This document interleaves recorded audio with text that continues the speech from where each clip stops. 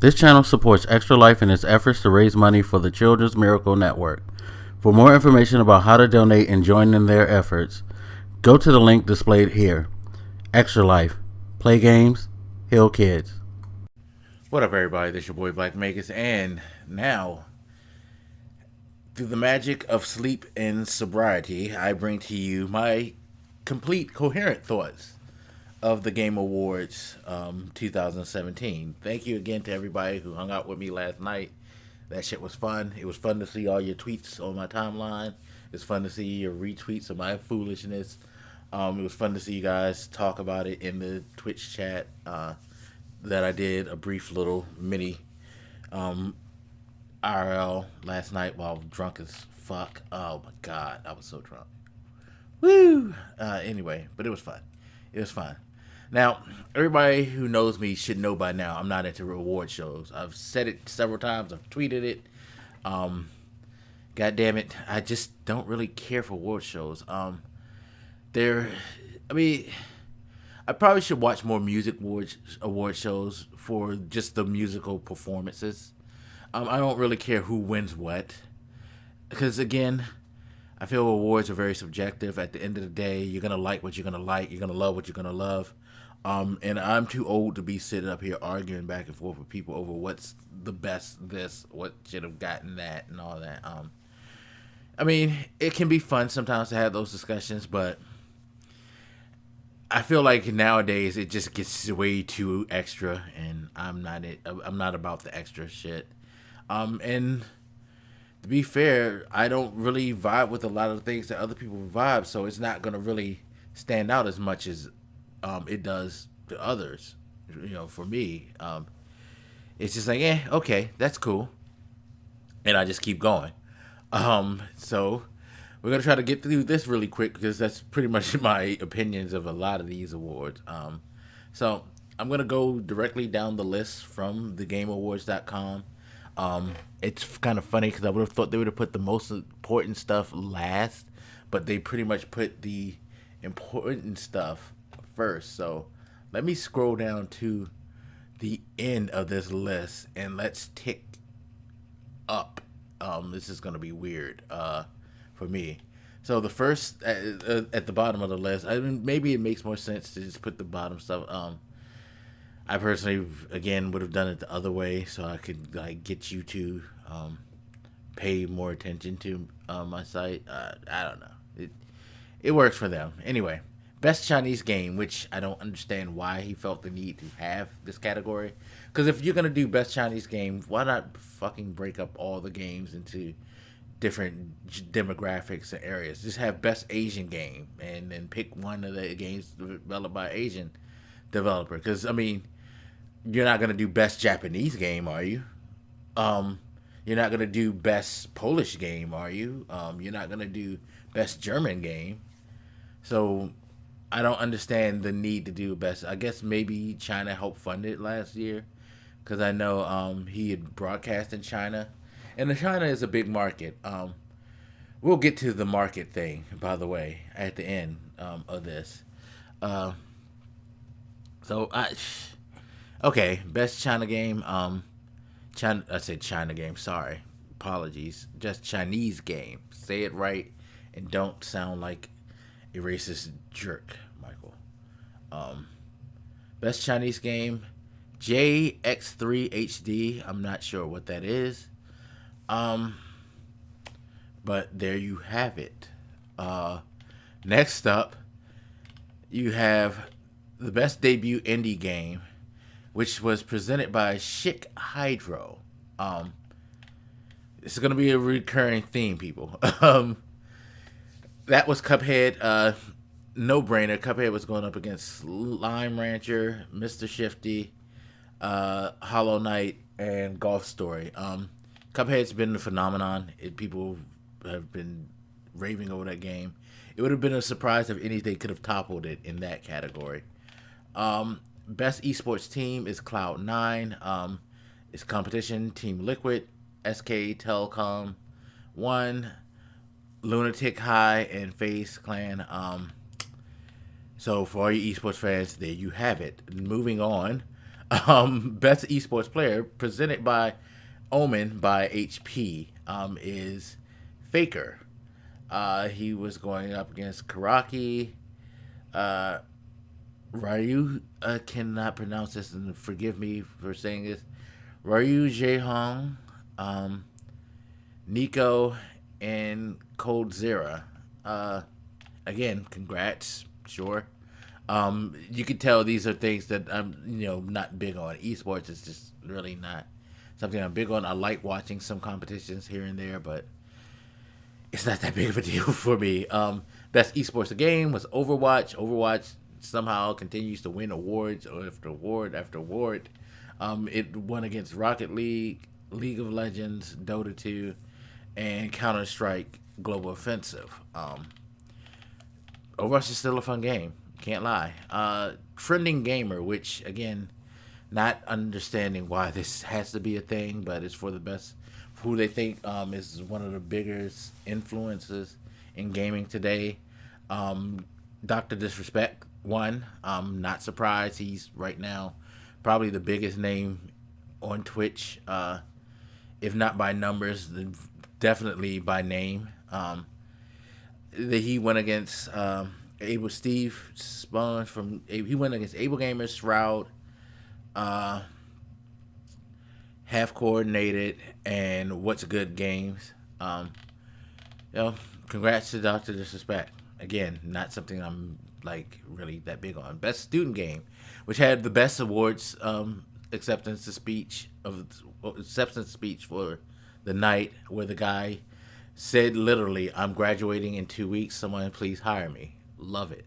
That was won by the game Level Squared won. It went against Meaning, Impulsion, Falling Sky, Hollowed, and From Light. Don't know much about these games, but I think it's really, really cool that they're recognizing people who are just in school making these games and putting them out there for people to try out, and things like that. It's very encouraging to those who want to get into game development. So I do say hats off to coming up with that award. Best independent game, again, Cuphead won. It won over Pyre, Night in the Woods, What Remains of Edith Finch, and Hellblade Senua's Sacrifice. Again, Cuphead's a juggernaut. Not surprised that it won. One of my most hated categories, which was sponsored by McCafe. Oh my god. Most anticipated game. Last of Us 2 won. It beat out Red Dead Redemption 2, which surprised the fuck out of me. I thought that would have won. Monster Hunter World, Marvel Spider-Man, and God of War. This is like one of those things where if you were to ask me straight up what did I think should have won, I would say Red Dead. I would have thought Red Dead was much more anticipated, but people, they proved me wrong. Then you have Best Multiplayer Game. That was, oh my god. And I knew they would do that. They actually didn't mess that up on their page. Now we have to go to my backup site. And this is the thing. How are you going to come up with your own website, but you don't update exactly everything on your damn page? That is very lazy. Best multiplayer game. It's not even listed here. Oh gosh. So I need somebody to tell me, what did they say best? I think it was PUBG. I honestly think it was PUBG, but no one has that listed. Interesting. What the hell is going on with you guys? Anyway, but I do believe it was PUBG. The games that were up for it were Fortnite, Call of Duty World War II, Splatoon 2, Mario Kart 8 Deluxe, Destiny 2, and PlayerUnknown's Battlegrounds. So I believe PUBG won that. Shame on you, Keegley, for not updating your shit. Best sports and racing games. This is a category I so disagree on, because you should not be putting these two things together. There's enough content to separate them, especially when you have so many games coming out. Forza won, by the way, but it went against Project Cars 2, Pro Evolution Soccer 18, NBA 2K 18, GT Sport, and FIFA 18. But Forza was your winner. Then you have Best Strategy Game, Mario's and Rabbids Kingdom Battle 1. It beat out XCOM 2, which I was kind of surprised. Tooth and Nail, Total War, Warhammer 2, and Halo Wars. By the way, I haven't heard much about Halo Wars. How is that game? Somebody let me know. Best Family Game, okay. Uh, Super Mario Odyssey won that. It won against Splatoon 2, Sonic Mania, Mario and Rabbids Kingdom Battle, and Mario Kart 8. You had the Best Fighting Game, which was Injustice 2 over Tekken 7, Nidhogg 2, Marvel vs. Capcom Infinite, and ARMS. It's an amazing game. It definitely is an amazing game to play. Injustice 2. You know, they've knocked another one out the park. Best role-playing game was one with Persona 5. I need to get my hands on that game. I also need to get my hands on some of its competition. It went against South Park, The Fractured But Whole, Final Fantasy 15, which was odd to me because I believe that game dropped in 2016, and it should have been on the list for last year. Why is it on the list for this year? I don't know, but okay.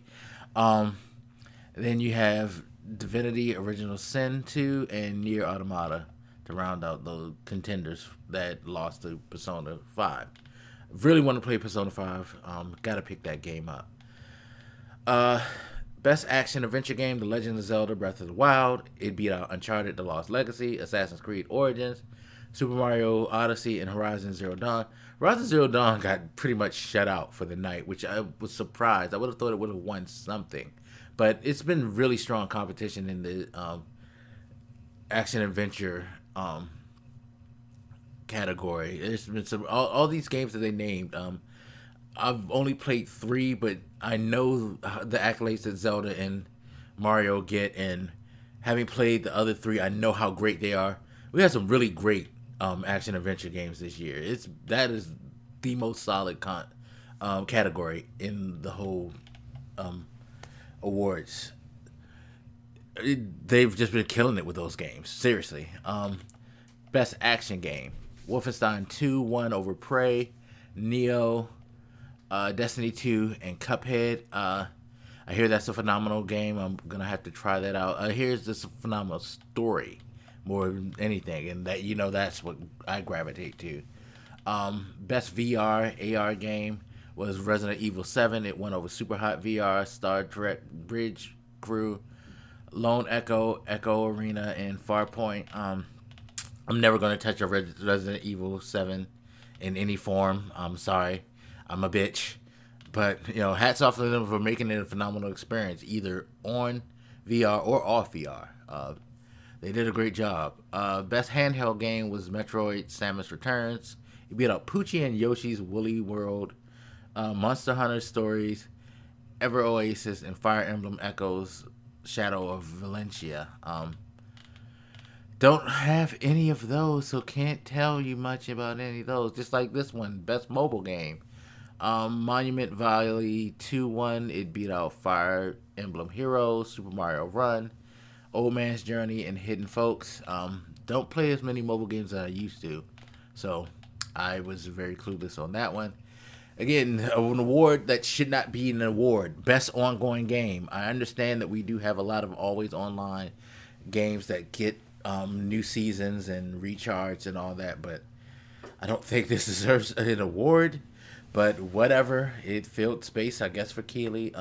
Overwatch beat out Warframe, Rainbow Six Siege, Grand Theft Auto Online, Destiny 2, and PlayerUnknown Battlegrounds. I actually thought the PUBG would have won that, but Overwatch still is everybody's darling. Games for Impact, an award that I really think is cool that they do this. It's, as the description says, for a thought-provoking game with a profound pro-social meaning or message. Hellblade: Senua's Sacrifice won, and when I first heard that this was up for that, I was surprised because I didn't know that this was about mental health issues and things like that, which is very, very impressive that they took a game of this scale in this type of medium, the action medium, and used it for social messages. This is the thing that I love about modern day gaming, is that you can tell a story and give a message within all fields, that you're allowed to do this in a very visual and meaningful way. It won over Please Knock on My Door, Night in the Woods, Life is Strange Before the Storm, Bury Me, My Love, and What Remains of Edith Finch. I highly recommend that if you're somebody who care about story and care about social messaging, check all of these games out. It's important that we do have this kind of thing within the medium because it definitely does help. Best performance was won by the lead of Hellblade, Melina Juergens, who never acted before in her life, which I found a very compelling thing. That she's done such a great performance in her first time out that people recognize her like that. That's fucking great. She beat Laura Bailey for Uncharted, who played Nadine, Claudia Black, who played Chloe in Uncharted, Lost Legacy, Brian Bloom, who played BJ Blazkowicz, and Ashley Burke, who played Aloy. There was a lot of great all of those people gave great performances, so shit. That was a stat category as well. Best audio design was given to Hellblade: Senua's Sacrifice over Destiny 2, Resident Evil, Biohazard, The Legend of Zelda: Breath of the Wild, and Super Mario Odyssey. Best score music was given to Nier Automata over Destiny 2, Cuphead, The Legend of Zelda: Breath of the Wild, Super Mario Odyssey, and Persona 5. This is a very strong category too. Best art direction was given to Cuphead over Destiny 2, The Legend of Zelda: Breath of the Wild, Persona 5, Horizon Zero Dawn. Again, as we scale up, we get into like some really stacked categories. They're not even like the main feature categories that I'm sure people were all waiting for. Best narrative was given to What Remains of Edith Finch over Nier Automata, Hellblade: Senua's Sacrifice, Wolfenstein 2, and Horizon Zero Dawn. Again, another stack category and another example of what games can do because they give great storytelling and narrative now.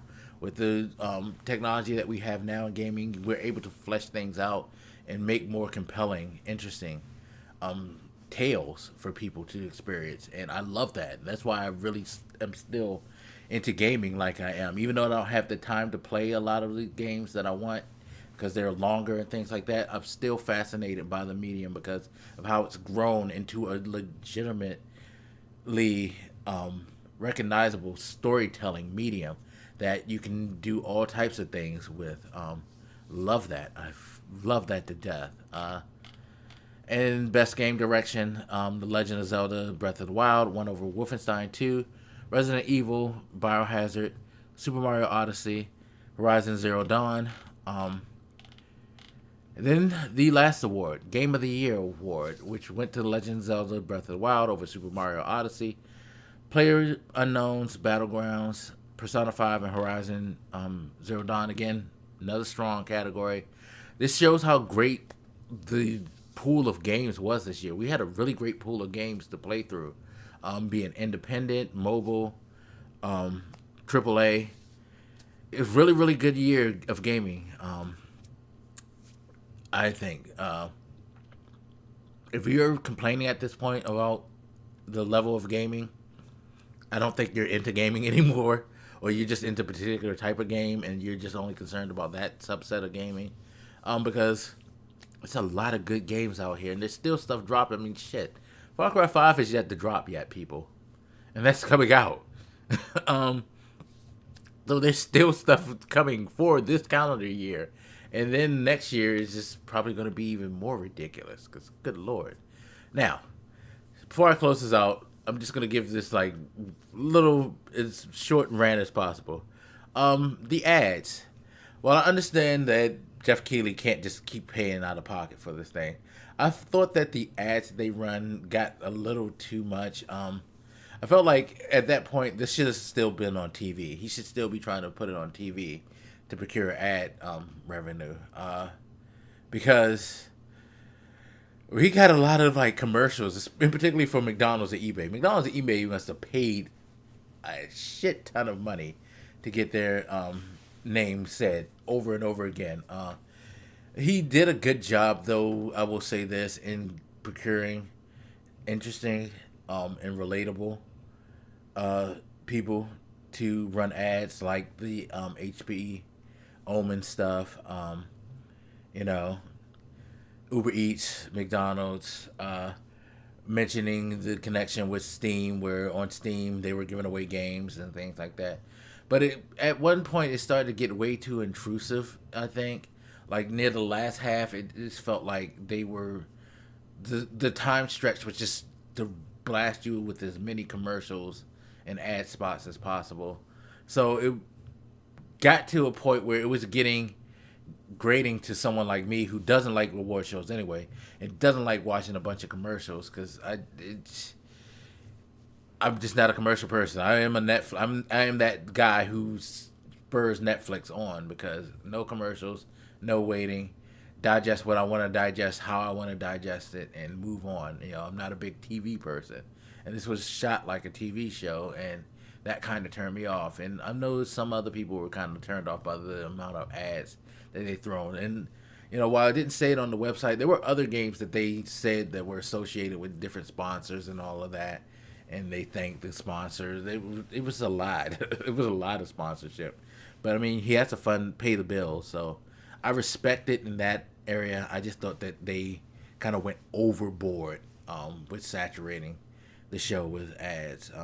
Outside of that, it was an award show. I honestly, I don't have like that huge of an opinion of it. I mean, the things that stood out to me again were some of the selections that I talked about. I liked the live band performance that did the medley in the beginning and near the end of the show. That was pretty cool. But yeah, it was an award show. But I'm interested to see what you guys think. So, as always, feel free to hit me up. Let me know what you think, and I'll haunt you later. This your boy Black Megan, and I'm out. Deuces.